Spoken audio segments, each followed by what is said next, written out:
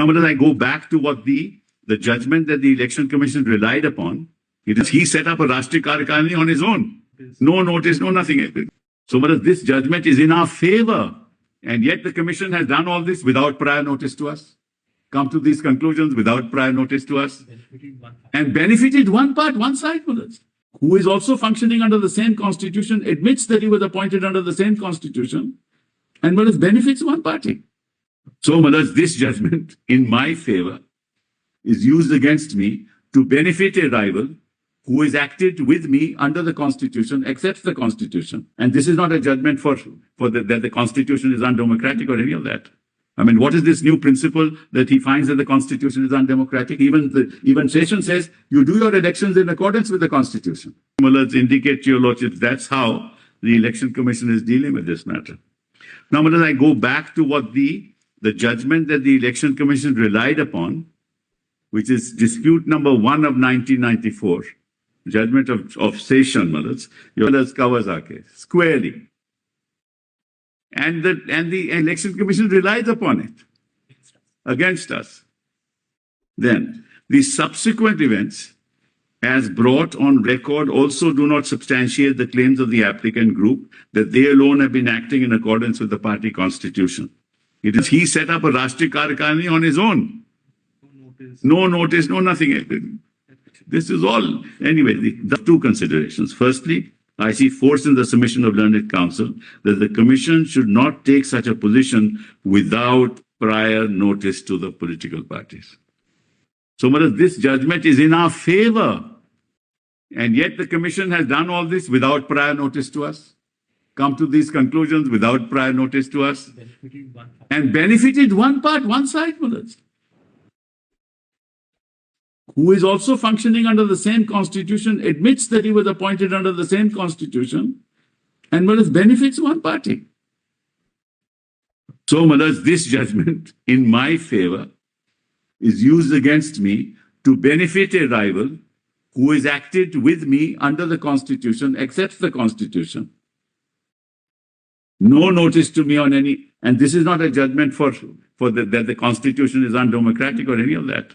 I mean, what is this new principle that he finds that the constitution is undemocratic? Even Session says you do your elections in accordance with the constitution.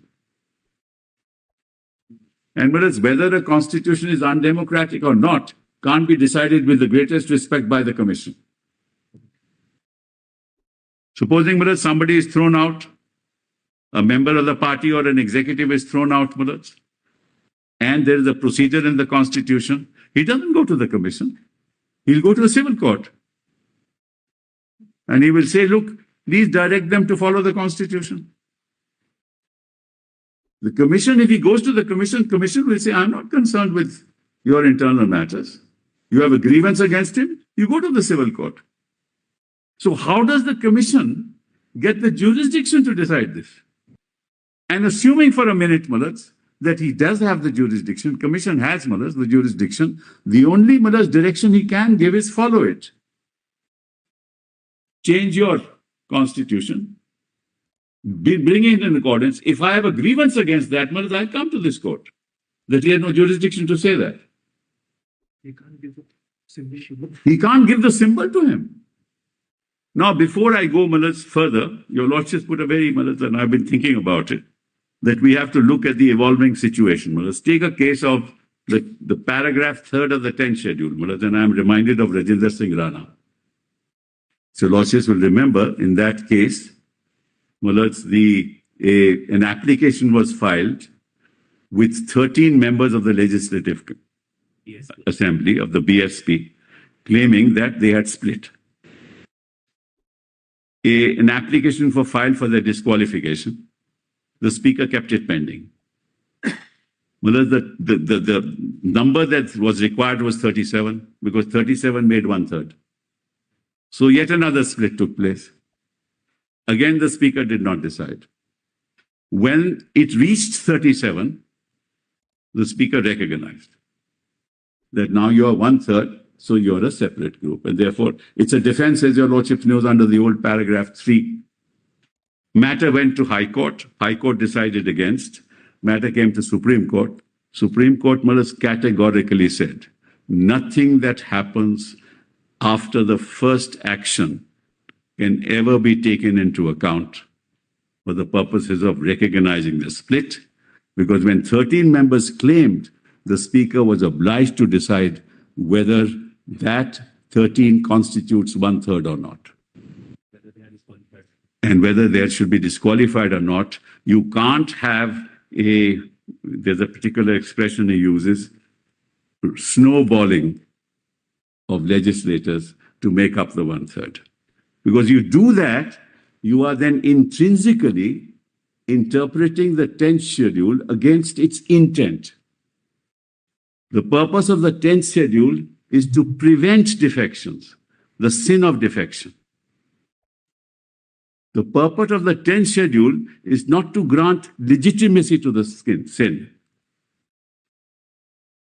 So, whereas the relevant date is the date when you go to the Speaker or the date when you go to the Commission. And the facts prevailing on that date, a day previous to that, are the relevant facts for you to decide whether there is a split. Because if you say, Maharaj, what happens is, let's take this case.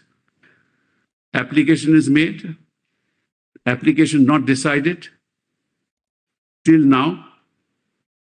So how many years passed? Speaker did not take action. Notice was issued in 2023. They replied to the notice in 2023. So you don't decide the matter, allow circumstances to overtake us, become the Chief Minister, go to the Commission first. Sin, as you say, yes, is a coterminous sin. Yes. It's not a sin akin to the Representation of People's Act of a corrupt practice, yes, which has consequences of debarring someone from an election process for that's right. years or something. That's right. Now this disqualification. The constitutional scheme under the 10th. Absolutely, I agree. But if he had been disqualified, that is maybe a problem in the working out of the 10th schedule today. No. I am saying, Speaker, because this court, in its first decision in Ihoto Holo, yes, says that the Speaker cannot be directed by a quietimate. That's correct. That's quietimate action only, Madam. That's correct. So you cannot direct the Speaker to take a decision within a time frame. No, but that's been now. Justice Nariman's judgment is to the contrary. Explains what TK make. Refers this question because of Holo to a larger bench. No, Madam. Nariman takes a different view. Yes. But in view of the observations in Kyoto Holocron, His Lordship refers it to a larger bench, saying that Rana and Holon requires to be reconciled. But, Maharaj, your lordships have now held that the Speaker is the tribunal, so you can give directions. In Subhash Desai itself, Maharaj. So that issue is no longer. That issue, let us not go into it because it's not relevant here. Correct. I'm only saying that subsequent events have no relevance for the purposes of deciding whether you are. Disqualification, yes. Yes. Disqualification, yes. I'm talking about symbols order. Yes, I'll demonstrate that, Your Lordship. We don't know. That is why on the first day, when you said that these two are of same genre, we said yes, same genre, but not the same species. I agree. The disqualification comes to an end with the assembly, but a symbol survives so long as the political party survives.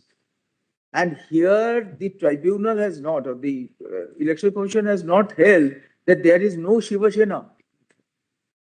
The tribunal, by assigning the symbol order to Mr. Shinde, recognizes Mr. Shinde's rival group as the Shiva Sena. I don't dispute that. Why we are saying yes. The evolving question, therefore, survives with the party. Correct. Whereas the freezing of facts, where disqualification occurs, is the day on which the application for disqualification is made. And that is where as per Rana, events prior to disqualification No. will be the determining factor. That's on the split, Mullahs. That's only on the split. On the split. Yes, I'm not. Yes. Split. Not on disqualification. So when there is a split, because the defense is taken on the split, No, but Speaker can take into account subsequent facts also, Mullahs. subsequent facts supporting the split or not supporting the split. No. For disqualification, Mullahs. For this, not for supporting this, for disqualification. Right. Because disqualification is a defense, Mullahs, to the defense. So, Mullahs, that doesn't apply. Split is a defense to the disqualification. Yes. And the split must occur the day on which the application for disqualification. No. There's no such law, Mullahs. With respect, I'll demonstrate that. Subhash Desai's, Mullahs, Speaker has a duty to take care of subsequent events. We'll show that. Speaker sees the subsequent events in relation to the claim of a split. No, that's not necessary. Split is completely different, Mullahs. Disqualification is completely different, Mullahs. We'll demonstrate that, Your Lordship. But apart from that, Mullahs, let's take it, Mullahs, that the split issue had been decided. Let's assume, Mullahs, these 36, because we are in appeal in that matter, right, for disqualification. Supposing it is decided that, no, he couldn't have been claimed a party, it's covered by the Constitution bench. That he was not the party. 5 judges have said so. So, Mullahs, he'd be disqualified. Now time has passed. So what happens now, Mullahs? Where is the legislative party test then? Because he says he has 39 members of the legislature, therefore he is the symbol. Mullahs, how relevant is that test? Right, Mullahs? So therefore this whole big thing becomes academic. The point I'm making to your lordships is it's a very dangerous proposition of law to say that after the petition is filed under paragraph 15, subsequent events not demonstrated on the day of the filing will demonstrate whether the party claiming the symbol has the right to get the symbol because of subsequent events. Then you are allowing the use of political power, the use of the fruits of, right, to garner support, and therefore, in a sense, encouraging defection. You send somebody a notice under the ED, you send somebody a CBI notice, he'll immediately come to you, whether he's a legislator or he's a member of the party. So you can't interpret the provisions of the Constitution to give encouragement to the very sin that the anti-defection law tried to prevent. That's my answer to my Lord Mullahs.